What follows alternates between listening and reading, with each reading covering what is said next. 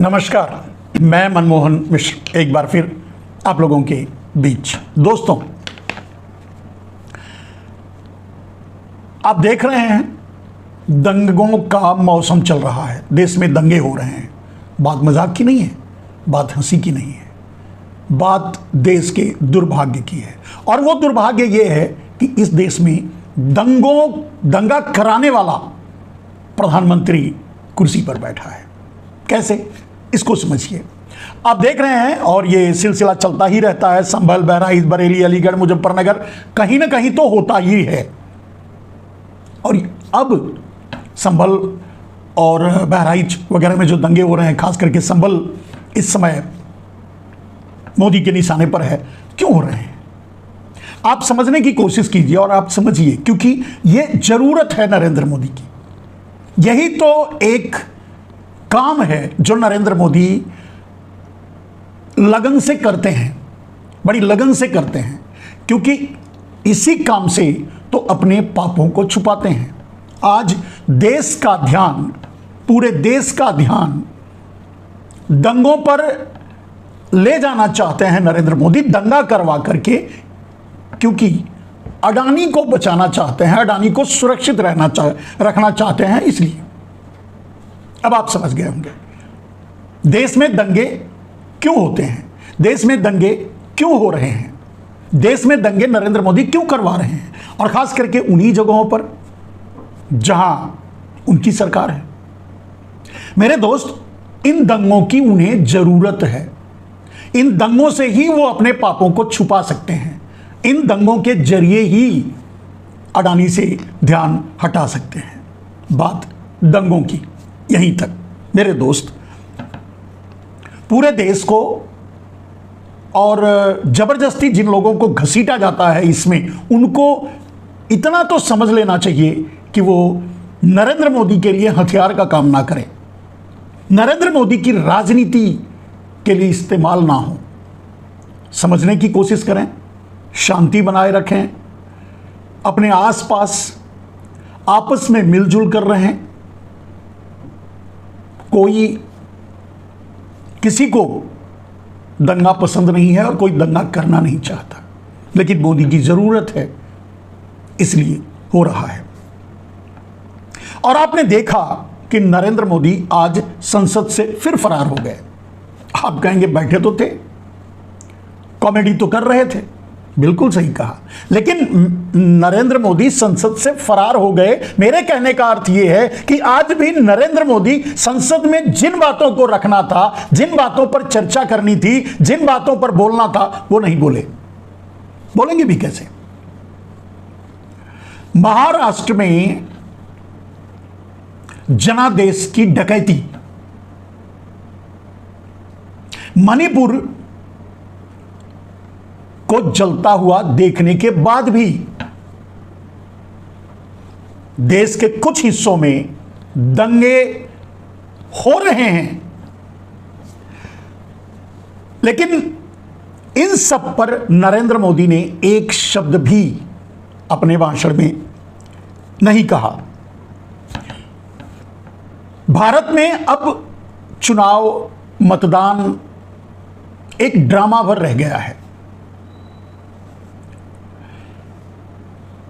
हर हाल में आएगा तो मोदी ही, और खास करके जरूरत के अनुसार। मैं पहले भी कह चुका हूं मेरे दोस्त, नरेंद्र मोदी चाहते तो तेलंगाना भी जीत सकते थे, नरेंद्र मोदी चाहते तो झारखंड भी जीत सकते थे। जिस पैटर्न से उन्होंने हरियाणा और महाराष्ट्र को जीता, लेकिन उसकी उन्हें जरूरत नहीं थी। हरियाणा की जरूरत इसलिए थी क्योंकि हरियाणा हारते ही उनकी कुर्सी चली जाती, और महाराष्ट्र की जरूरत इसलिए थी कि उनका आका अडानी, उनके आका अडानी को धारावी चाहिए था। ऐसे बहुत कुछ, उसको तो मुंबई ही चाहिए, उसको तो पूरा देश ही चाहिए। तो आप समझ सकते हैं चुनाव का रिजल्ट नरेंद्र मोदी की जरूरतों के अनुसार आ रहे हैं, रिजल्ट लाए जा रहे हैं। और दोस्त, अब आज ये नहीं कहा जा सकता कि ईवीएम में हेराफेरी करके, ईवीएम में घोटाला करके या ईवीएम हैक करके चुनाव जीत रहे हैं नरेंद्र मोदी, या जीता जा सकता है। जीतने के बहुत से सिस्टम नरेंद्र मोदी ने तैयार कर रखा है। ईवीएम अगर हैक ना करें तो उन्होंने सिस्टम को ही हैक कर रखा है। जिसको आदेश देंगे कि इस कैंडिडेट को सर्टिफिकेट देना है, चुनाव कोई भी जीते, देश की जनता किसी को भी मतदान दे, सर्टिफिकेट जीतने का उसी को मिलेगा जिसके लिए आदेश नरेंद्र मोदी की तरफ से आएगा। खैर, बात नरेंद्र मोदी तक अब नहीं रही। आपको पता है कि अब देश की सरकार अडानी चला रहा है, अब नहीं, शुरू से ही देश को सीधे अमेरिका और चीन डायरेक्ट कर रहा है, और उसी के आदेश पर, उसी के प्लान से, उसी के डायरेक्शन पर अडानी और अडानी जैसे माफियाओं के जरिए भारत की सत्ता को, भारत की सरकार को चलाया जा रहा है। इतना तो आपको समझ में आ गया होगा कि सीधे, क्योंकि अब तो सीधे रिटायर्ड जजों के फैसलों पर भी सवाल उठने लगे हैं, जजों की सोच पर भी सवाल उठने लगे हैं, और सोशल मीडिया में आप देख रहे हैं। और जो सवाल उठाए जा रहे हैं वो गलत नहीं है, वो सही है। तो इससे अंदाजा लगा सकते हैं आप कि जो मैं बार बार कह रहा हूं कि विधायिका, कार्यपालिका, न्यायपालिका और मीडिया, इन चारों को नरेंद्र मोदी ने हैक कर रखा है। नरेंद्र मोदी की सरकार, तथाकथित अडानी की सरकार, माफिया सरकार है, एक गैंग की तरह काम कर रही है, देश को एक गैंग की तरह चला रही है। जिस तरह से एक गैंगस्टर अपने गैंग को चलाता है, अपनी सत्ता को चलाता है, अपने प्रभाव को कायम रखता है, अपने वर्चस्व को बचाए रखने के लिए बड़े से बड़े अपराध करता है, ठीक वही उसी तर्ज पर, उसी सिस्टम पर देश को चलाया जा रहा है। हाँ, कुछ दाढ़ी बढ़ाए, चेहरे पर कट्स लगे, गुंडे वाली शक्ल के लोग आपको नहीं दिख रहे होंगे, लेकिन सूट बूट वाले, हथियार बंद आईटी वाले, ईडी वाले, सिस्टम यानी पूरी ब्यूरोक्रेसी वाले, पूरी कार्यपालिका, न्यायपालिका, सब लगे हुए हैं इस सत्ता को बरकरार रखने में और चलाने में, क्योंकि इस सत्ता की जरूरत अमेरिका और चीन को है। इसको कई बार मैंने एक्सप्लेन कर रखा है। बात आज नरेंद्र मोदी के संसद से फिर एक बार फरार होने की। मेरे दोस्त, आपने देखा दोनों सदनों को एडजर्न कर दिया गया अचानक। खड़गे जी जब मांग कर रहे थे कि अडानी पर बात हो, तो राज्यसभा स्थगित कर दी गई और पार्लियामेंट में भी ऐसा ही हुआ। नरेंद्र मोदी के कुछ जुमले, कुछ कॉमेडी सीन्स, कुछ कॉमेडी जोक्स आपको देखने सुनने को मिलेंगे, लेकिन अगर संसद की पूरी कार्रवाई को जब आप देखेंगे तो आपको सीधा दिखेगा कि अडानी का खौफ संसद में छाया हुआ था। अडानी के खौफ से संसद डरी हुई थी, लेकिन डरी हुई संसद सत्ता पक्ष वाली ही थी। यानी संसद का वो भाग जो सत्ता पक्ष जिसे कहा जाता है, वो डरा हुआ था। विपक्ष तो सीना तान के खड़ा था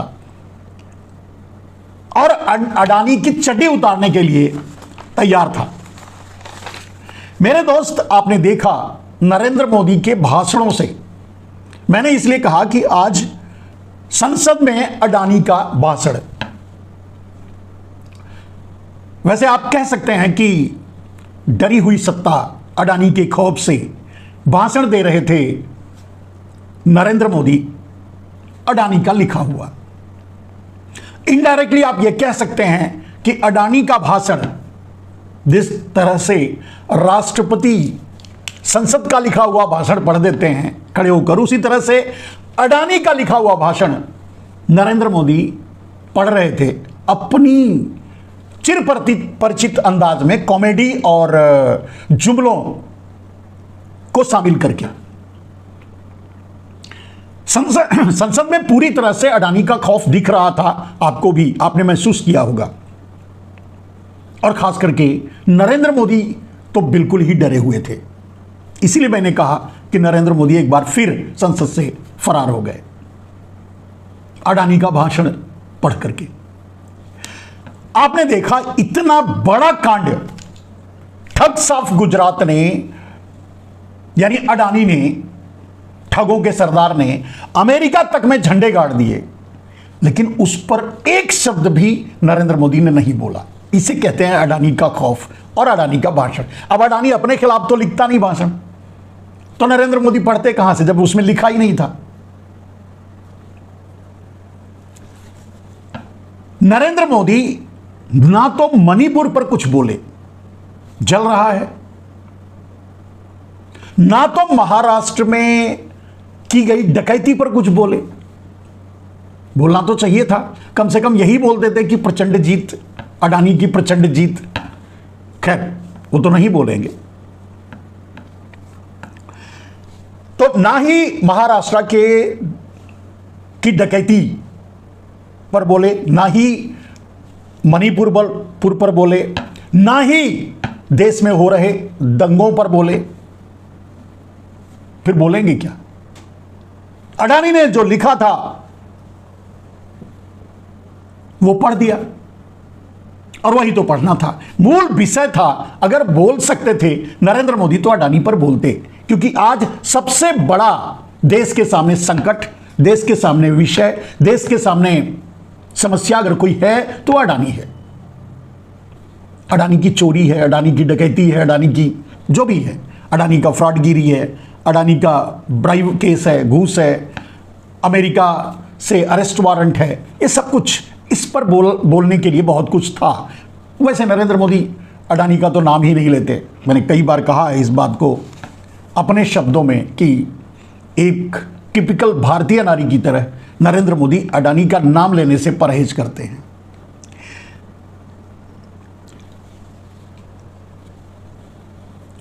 आपने देखा कि नरेंद्र मोदी अडानी पर कुछ खुद तो नहीं बोले, दूसरों को भी बोलने से रोका, और यहां तक कि आपने देखा कि संसद को एजेंट भी कर दिया गया। अगर संसद से हटकर कुछ अगर आपको सुनने और समझने और सोचने के लिए आज है, तो यह है कि नरेंद्र मोदी ये उम्मीद किए थे कि महाराष्ट्र जीत लेने के बाद, डकैती से महाराष्ट्र जीत लेने के बाद अडानी पर कुछ लोग ठंडे पड़ जाएंगे, नहीं बोलेंगे। ये उनकी गलतफहमी दूर हो गई।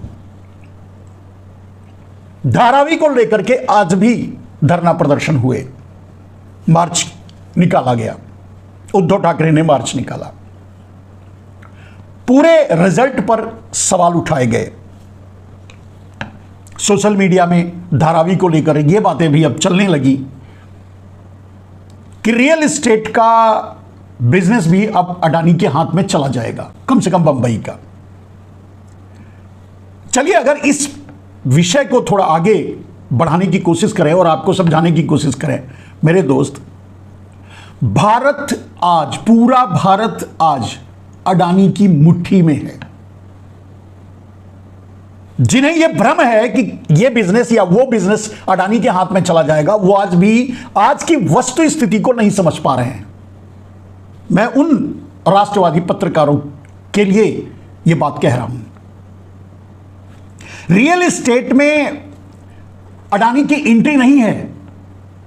रियल एस्टेट का, कंस्ट्रक्शन का, इंफ्रास्ट्रक्चर का सारा बिजनेस अडानी अपने कब्जे में कर चुका है। जैसे मान लीजिए, अब समझने की कोशिश कीजिए, रियल एस्टेट की बात हो रही है, धारावी की बात हो रही है। चलिए धारावी किसी और को डेवलप करने के लिए दे दिया जाए, ठीक है, किसी और का टेंडर पास हो गया होता तो क्या वो धारावी के प्रोजेक्ट को आगे बढ़ा पाता? बढ़ा लेगा? फ्यूचर की बात कर रहा हूं, बढ़ा सकता है।